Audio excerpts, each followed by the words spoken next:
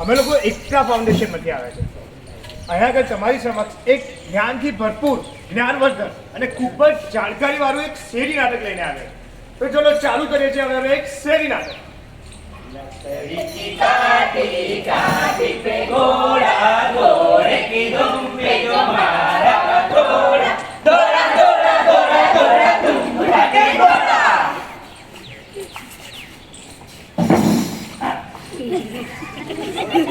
કેવું મારું રોહન ને મેં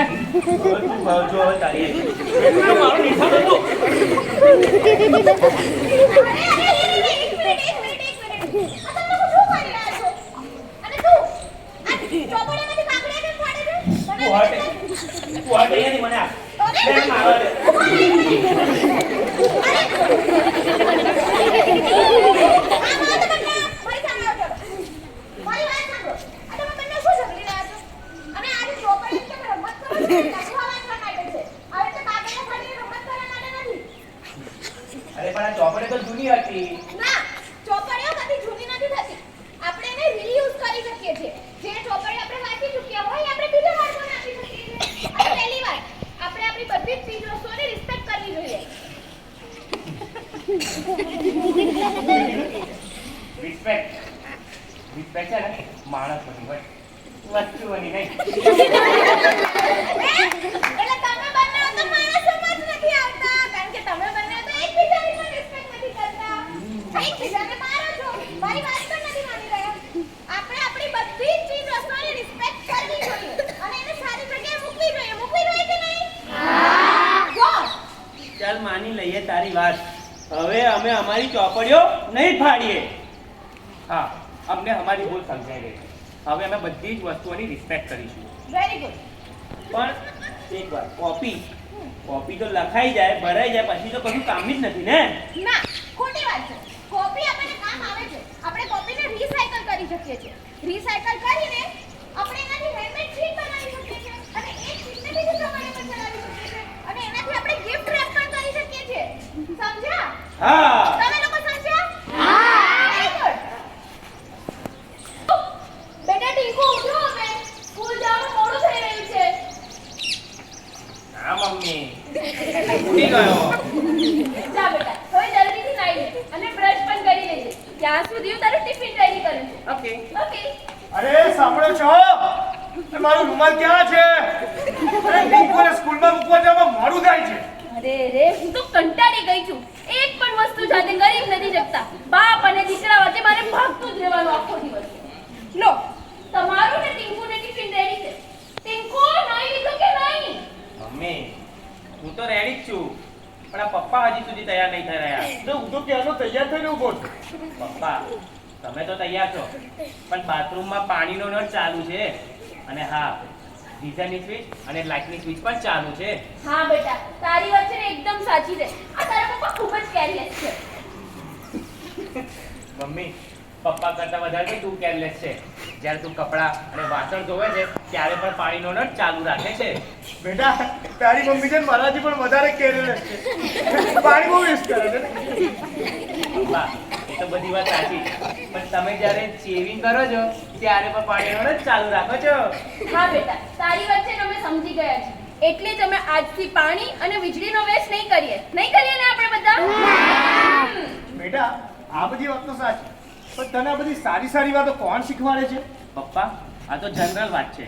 અને એમ પણ અમારી શાળામાં અમારા ટીચર્સે અમને શીખવાડ્યું છે કે વીજળી અને પાણીનો ઉપયોગ જરૂર પૂરતો અને સારી રીતે કરવો જોઈએ. સારું બેટા, હવેથી આપણે પાણી અને વીજળીનો બગાડ નહીં કરીએ. બરાબર? ચલો સ્કૂલે જવાનું મોડું થાય છે.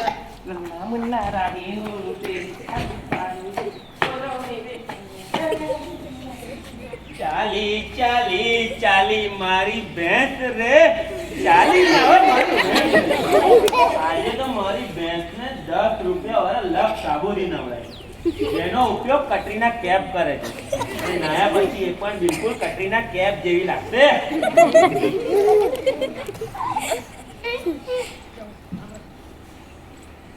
જોયું પપ્પા, આ અંકલ ભેંસને નદીમાં નવડાવીને નદીનું પાણી પ્રદૂષિત કરી રહ્યા છે. હા બેટા, એકદમ સાચી વાત છે. આના જેવા લોકોના કારણે આપણી 80% નદીઓ છે એ દિન પ્રતિદિન પ્રદૂષિત થાય છે. આવા લોકો નદીની અંદર કચરો, પ્લાસ્ટિક અને કેમિકલ યુક્ત પદાર્થો નાખીને નદીને દિન પ્રતિદિન પ્રદૂષિત કરે છે.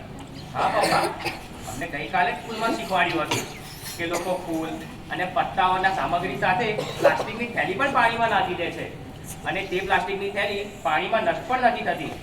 પરંતુ લોકો જ્યારે પ્લાસ્ટિકની થેલીનું રીયુઝ અને રિસાયકલ કરશે તો આપણું પર્યાવરણ સ્વચ્છ બનશે. એકદમ સાચી વાત છે બેટા. એ હરિયાભાઈ, ઓ હરિયાભાઈ, અહીં આવો. બોલો. આ તમારી ભેંસો નદીમાં કેમ નવડાવો છો? એનાથી પાણી પ્રદૂષિત થાય છે.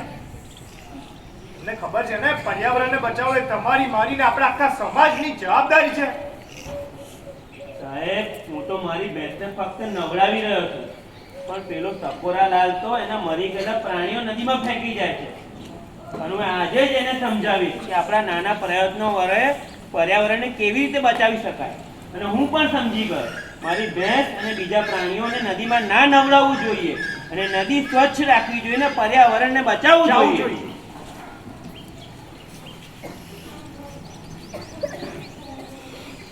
मैं हूँ पेड़ का, तू लकड़हारा, जंगल सारे बर्बाद कर दूं, पर्यावरण का विनाश कर दूं, पेड़ों को काट कर जंगल सारे बर्बाद कर दूं. ના સમજ માણસ, તું આ પર્યાવરણના વિનાશનું કામ કરી રહ્યો છે અને હું ધરતી ઉપર પર્યાવરણમાં જીવન આપવાનું કામ કરી રહ્યો છું.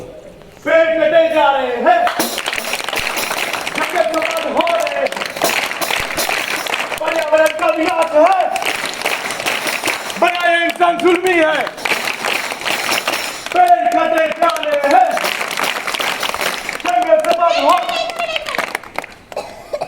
તમે જે આ વૃક્ષો કાપી રહ્યા છો ને, એ અમને જીવન આપવાનું કામ કરે છે. અને આ વૃક્ષો આપણને ફળ આપે છે, જેથી આપણે સ્વસ્થ રહીએ છીએ. વૃક્ષો આપણને છાંયો આપે છે, એથી આપણે ગરમીમાં તડકાથી બચી શકીએ છીએ. હા, જીવન અમને બધાને તો આપે જ છે, પણ સાથે સાથે પક્ષીઓને રહેવા માટેની જગ્યા પણ આપે છે. તમે લોકોએ મને એ કહ્યું કે વૃક્ષ કાપીશ તો આ નુકસાન થશે, બરાબર? પણ જો વૃક્ષ નહીં કાપું તો પછી મારું ગુજરાન કેવી રીતે ચલાવીશ? ભાઈ, તમે ખેતી કરી શકો છો. ખેતીની કેટલી બધી ઉપયોગી છે, લાઈક ફાર્મિંગ. અને તમે કરી શકો છો ગાર્ડનિંગ. હા, તમે પેપરને રિસાયકલિંગ કરીને પોતાનો બિઝનેસ ખોલી શકો છો. અને સાથે સાથે ઓર્ગેનિક ફાર્મિંગ અને તથા ખાતર વેસ્ટમાંથી તેનાથી ખાતર બનાવીને તમે એનો પણ બિઝનેસ કરી શકો છો. સમજ્યા? સમજ્યો? હવે સમજાયું કે પર્યાવરણનું શું મહત્વ છે? અને જો તમે પર્યાવરણની સાથે છેડછાડ કરશો તો શું થશે? પૃથ્વી ચારે તરફથી બંજર થઈ જશે. પહાડો પોતાની મર્યાદાઓ છોડવા લાગશે. સમુદ્રનું જળસ્તર વધી જશે. સમુદ્રમાં ભરતી અને સુનામી આવી જશે. ધરતી પર ક્યાંક ભૂકંપ તો ક્યાંક જ્વાળાફૂટી માગણી કરી દે. ક્યાંક મુશળધાર વરસાદ પડશે તો ક્યાંક ભૂસ્ખલન થશે. ક્યાંક ઠંડી તો ક્યાંક ગરમી પણ વધી જશે. અને જો આમ ને આમ વૃક્ષો કપાતા રહ્યા ને તો એ દિવસ દૂર નથી કે જ્યારે જંગલના વાઘ, સિંહ, ચિત્તા, વાંદરા એ તમારા ઘરોમાં રહેવા આવી જશે, શહેર અને ગામડાઓમાં. તો વૃક્ષો ના કાપવા જોઈએ. ચારે તરફ વિનાશ અને વિનાશ જ થઈ જશે. આ ધરતી પર મનુષ્ય અને પ્રાણીઓ વિલુપ્ત થઈ જશે. તો એટલે જ તો કહીએ કહીએ છીએ, છીએ પર્યાવરણને પર્યાવરણને બચાવો. જરૂરી છે. અચ્છા ઝાડભાઈ, તમે આ બધું તો કહી દીધું, તો હવે એ પણ કહો કે અમે આ બધાથી બચીએ કેવી રીતે? બાળકો, તમે આ વિનાશની સામે એક જ પ્રયત્નથી બચી શકો છો. કેમ કે छोटी छोटी बातों का विचार होना चाहिए, विचार होना चाहिए.